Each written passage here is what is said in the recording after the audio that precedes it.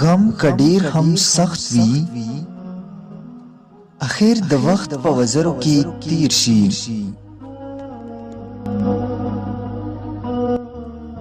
خو فکر انسان هر ځای ته او بد فکر انسان بد ځای ته ورسوي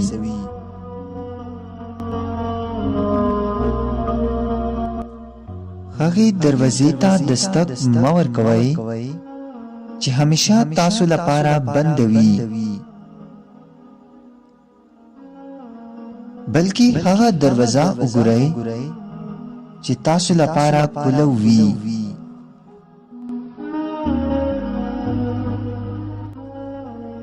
هیڅ کله خپل خوشالي چاته پلاس کې مه ورکوه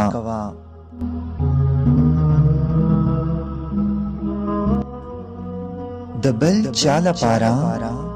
اوښکې تویول د کمزورۍ نښه نه ده بلکې د پاک زړه نښه ده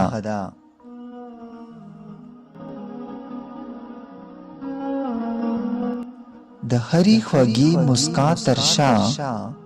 یو تریخ افغان دی چې هیڅوک یې نه محسوسولی شي او نه یې په سترګو لیدی شي